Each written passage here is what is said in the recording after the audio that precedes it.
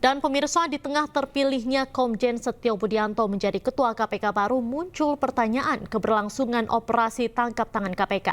Untuk mengetahui informasi selengkapnya, kami telah terhubung dengan Koordinator Masyarakat Anti Korupsi atau MAKI, Boyamin Syaiban. Selamat sore, Pak Boyamin.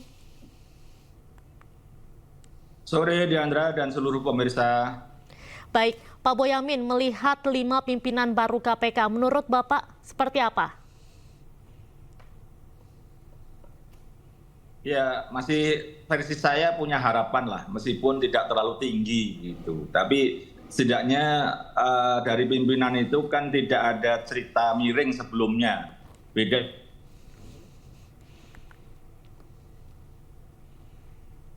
Halo, Pak. kepemimpinan yang lalu itu kan banyak aktivis sipil anti korupsi juga teriak untuk tidak terpilihnya Pak Firly, tapi nekat DPR memilih, akhirnya jadi masalah. Nah, dari yang sekarang itu tidak terlalu ada yang terlalu sorotan buruk sebenarnya. Jadi kita masih punya harapan lah. Dan kedua juga memang ini toh sudah dipilih DPR, nanti akan dilantik 5 tahun ke depan, ya mari kita kawal aja, jangan sampai ada yang nakal atau kalau MAKI ya pasti mengawalnya dengan cara gugat pra-peradilan, perkara mangkrak dan tebang pilih misalnya. Begitu Diandra.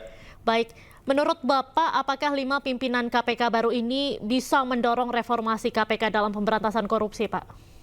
Ya minimalnya ini tidak akan menjadikan KPK makin jatuh gitu Diandra. Jadi ini kan sudah jatuh terus gitu sampai titik nadir. Nah ini kita berharap tahun pertama bisa nahan kejatuhannya. Tahun kedua mulai ada berprestasi naik-naik, dan nanti kita lihat tahun kedua itu apakah ada kenaikan persepsi anti korupsi kita dari 34 tahun ini misalnya.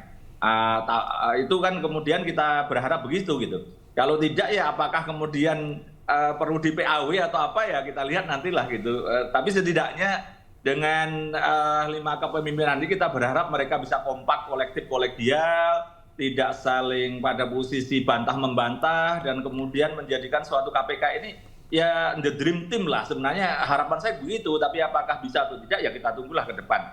Tapi setidaknya kemarin ada wacana misalnya ada yang akan menghapus OTT. Itu kan hanya versi gitu loh, kalau operasi lalu tertangkap tangan kan semua setuju. Dan Setio Budianto selaku sekarang Ketua KPK kan mengatakan tetap setuju OTT. Ya, ini kan dinamika, justru itu malah bagus dalam rangka memajukan pemberantasan korupsi. Tapi yang paling penting Diandra, bukan soal penegakan hukum, jangan keliru itu. Yang penting itu justru pencegahan. Mestinya karena undang-undang baru itu adalah sinergi dengan pemerintah dan bagian dari rumpun eksekutif, maka KPK yang sekarang harus mampu memaksa atau bekerja sama minimal begitu dengan pemerintah untuk pencegahan korupsi. Nah, di mana itu uang yang masuk tidak bocor, uang yang keluar tidak bocor. Jangan sampai kemarin ada cerita pajak atau bea cukai bocor sampai 300 triliun yang diungkap Pak Mahfud. Kalau uang keluar jangan sampai ada lagi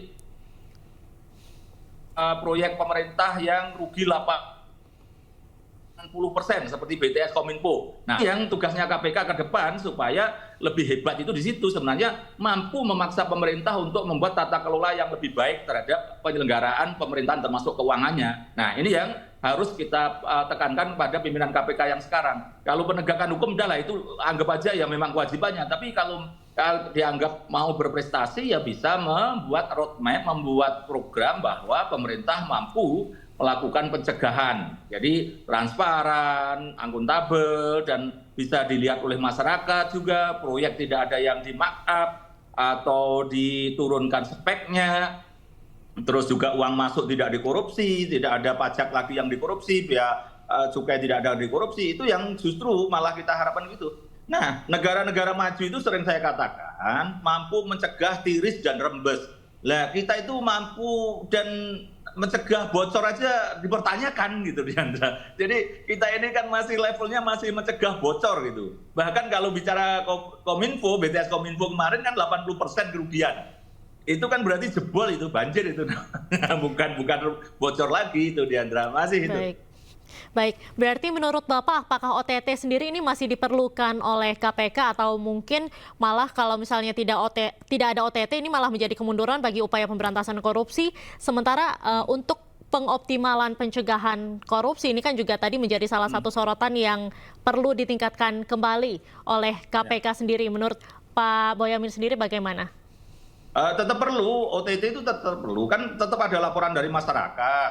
Misalnya yang satu karena idealisme, tapi itu jarang sebenarnya. Misalnya iri atau tidak dapat bagian atau yang berkompetisi di dalam sehingga kemudian membocorkan kepada KPK ada dugaan akan suap segala macam. Ya harus ditindaklanjuti itu dan dilakukan tertangkap tangan. Karena apa? Supaya orang tetap takut untuk suap. Karena apa? Nanti takut ditangkap KPK atau disadap KPK kan itu. Jadi tetap perlu itu sebagai efek jerah dan juga trigger mekanisme tugasnya KPK untuk mencegah korupsi itu salah satunya ya tetap penindakan hukum terutama OTT. Nah, sebenarnya ini hanya istilah aja, KUHP kita hanya mengenal tertangkap tangan. Nah, tertangkap tangan itu kan kalau istilah KUHP umum itu ada orang mencopet di pasar, kemudian ketahuan rame-rame ditangkap oleh satpam, serahkan polisi. Tapi kalau soal suap kan nggak mungkin itu, mereka kan sembunyi-sembunyi. Nah,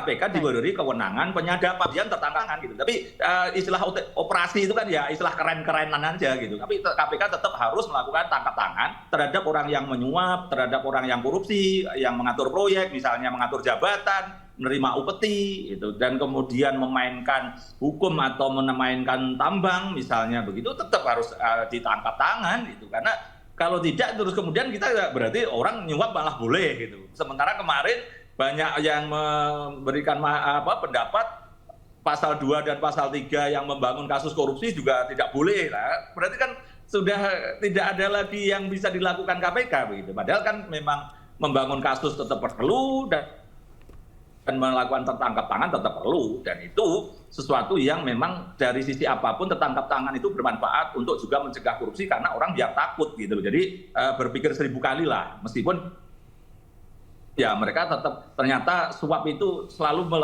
ada perkembangannya supaya tidak ketahuan. Ya, tapi KPK tidak boleh kalah dengan cara-cara orang melakukan suap untuk mengendusnya dan menangkapnya gitu, Diandra. Baik, mungkin terakhir Pak Boyamin, langkah untuk mengoptimalisasi pencegahan korupsi sendiri, menurut Bapak ini apa langkah yang seharusnya dilakukan oleh KPK?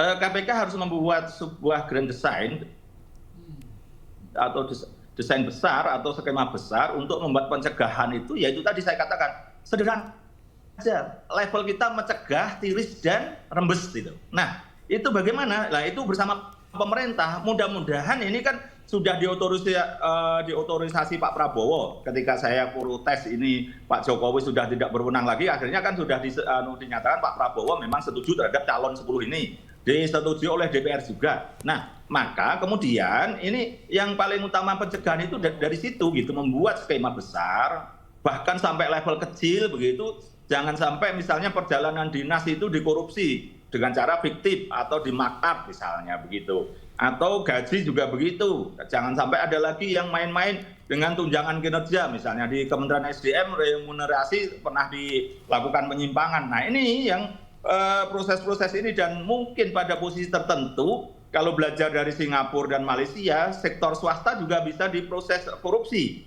Nah, ini apakah nanti bisa dilakukan oleh KPK, tapi itu nanti ke depan lah. Tapi setidaknya pencegahan korupsi itu pada posisi itu membuat pemerintah kita transparan, bisa dipertanggungjawabkan, tidak ada kong kali kong, dan utamanya ya bersih dari kolusi dan nepotisme.